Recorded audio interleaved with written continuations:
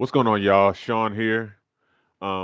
This is my Transform Your Physical Health uh, live stream where I answer your health and fitness questions and I talk about health and fitness in the news. So I was looking at this article that was talking about fiber consumption.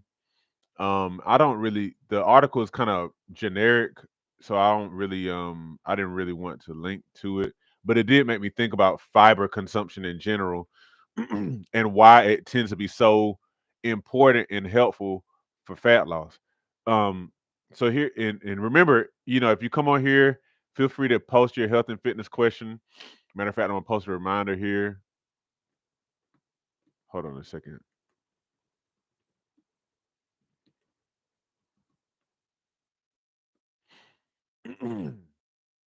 So yeah, feel free to post your health and fitness question.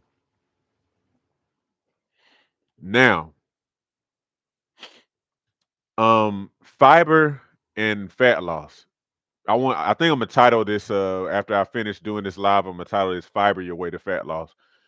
And yeah, fiber your way to fat loss. I think a lot of what we've been doing is looking at the whole calorie side of things and using calories to lose fat. Now, I'm not gonna say that doesn't work. Obviously, it tends to work. And the reason that it can work is because typically if you're gonna like eat lower calories, that means you're gonna be consuming like it's less food. So even let me just kind of make my point this way. I've mentioned a few times on this channel the dude who lost weight on a Twinkie diet. Matter of fact, I'm going to find the link to that story so you can actually read it. Um yeah, but the dude lost weight on a Twinkie diet. And it's interesting. He said, listen to this.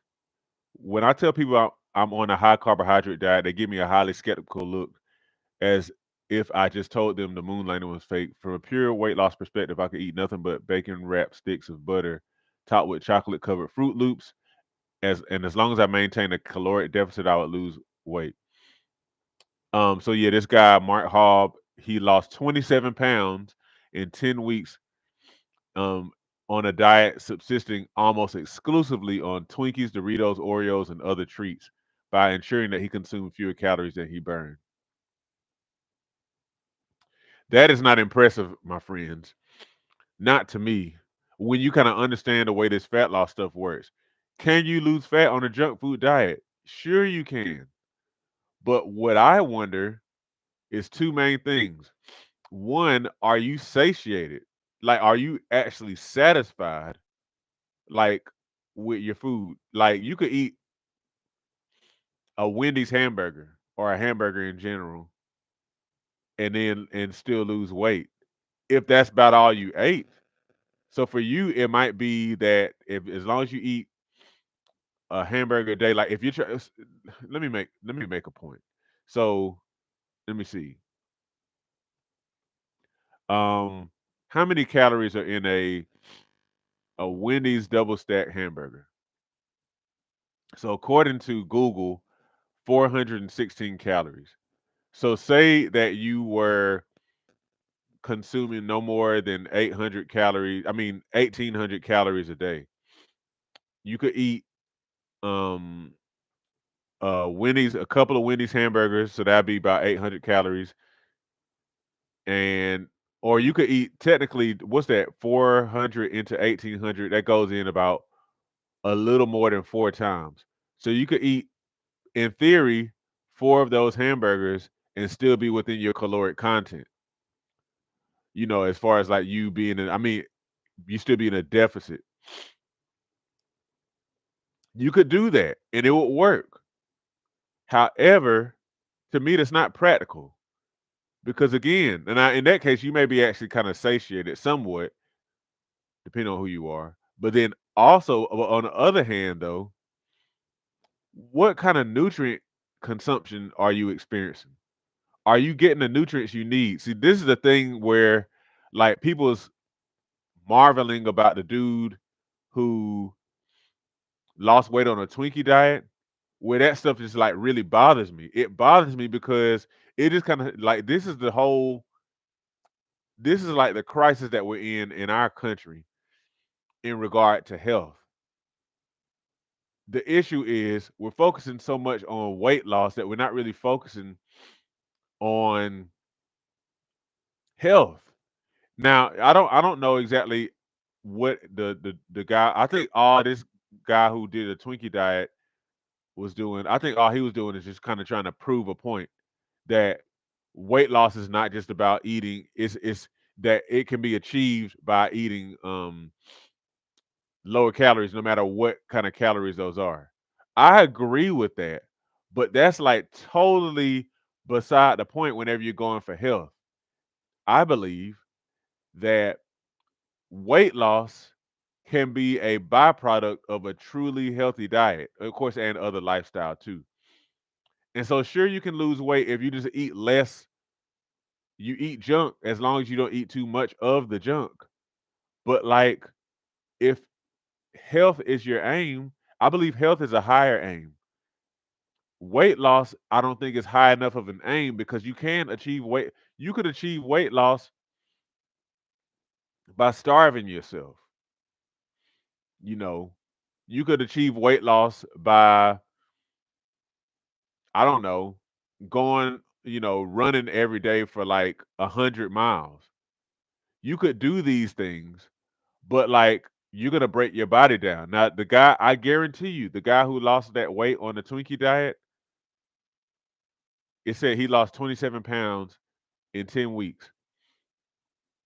He could, I guarantee you, he didn't continue that past that. I wonder how he felt. He probably felt better in some ways, but at the same time, though, you have to ask yourself, what kind of vitamins, what kind of minerals? We have to remember our livers and our kidneys and our hearts. All these things have needs for certain key nutrients: potassium, selenium, vitamin C, vitamin A, all these things. Can you really get that from Doritos and Twinkies and all this other junk? You can't.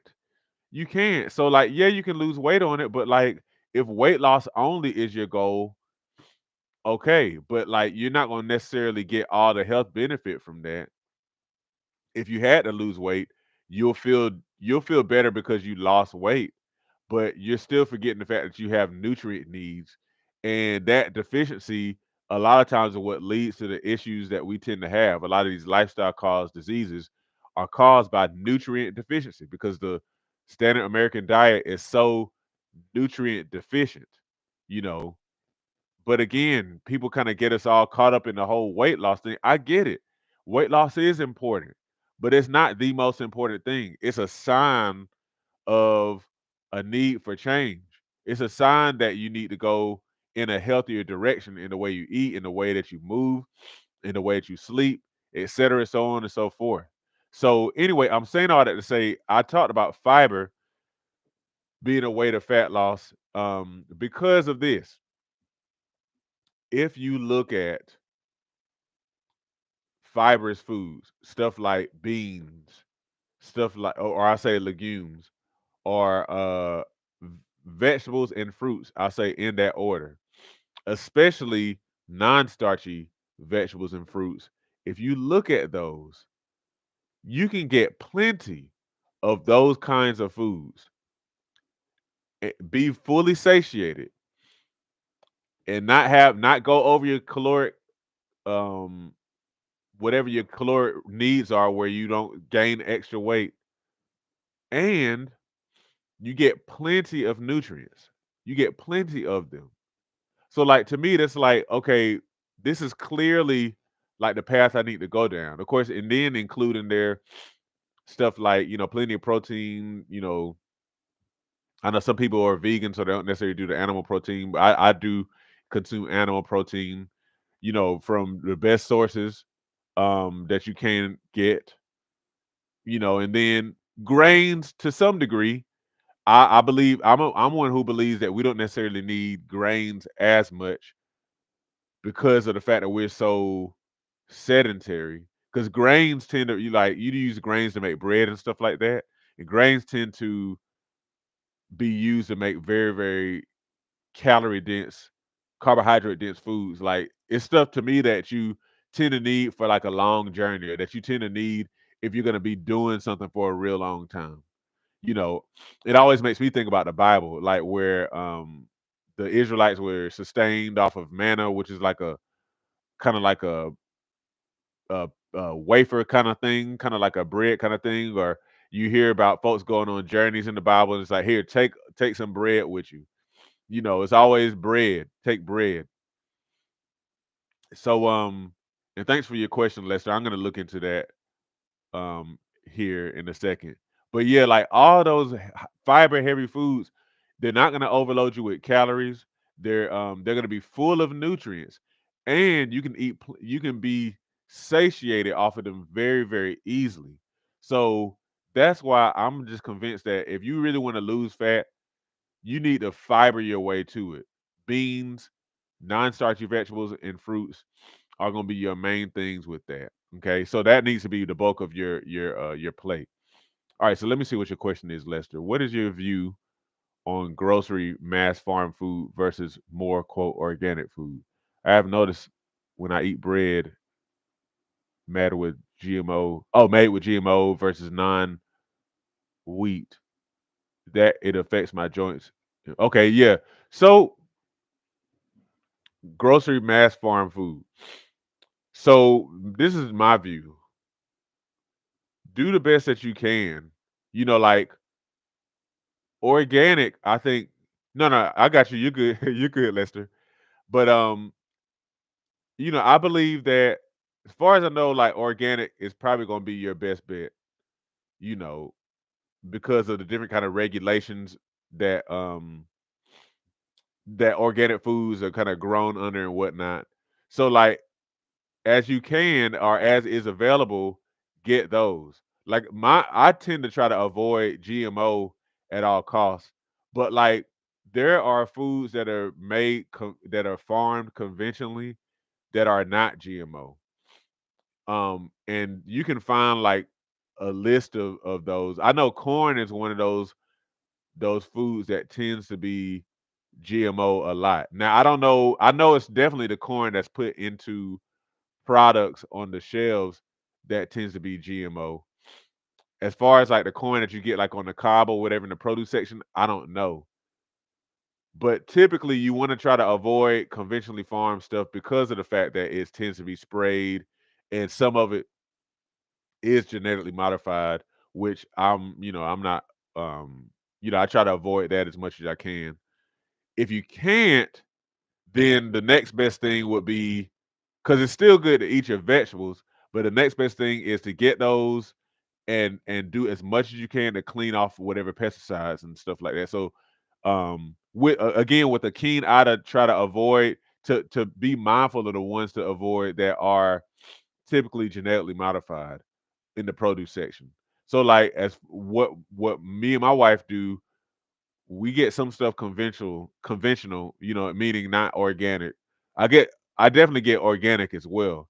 But when I don't get organic, we'll put it in water and add a decent amount of white vinegar and let it soak, and then maybe 10 minutes, and then we'll pour that water out, and then rinse and then prepare. Sometimes it means we may take the skin off of whatever stuff, like for example cucumbers, if we get those and they're not organic, because sometimes the organic ones just don't look very good. Yeah.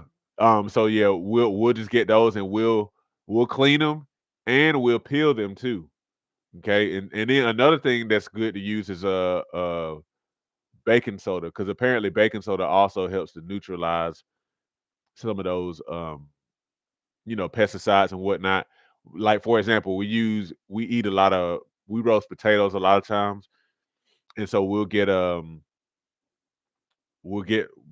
potatoes, rinse them off, sprinkle them with baking soda, sometimes my wife may even kind of soak them with baking soda water, then come by and then kind of rub the potatoes because baking soda is kind of abrasive, and so even that kind of help rub more of the stuff off, rinse, then prepare.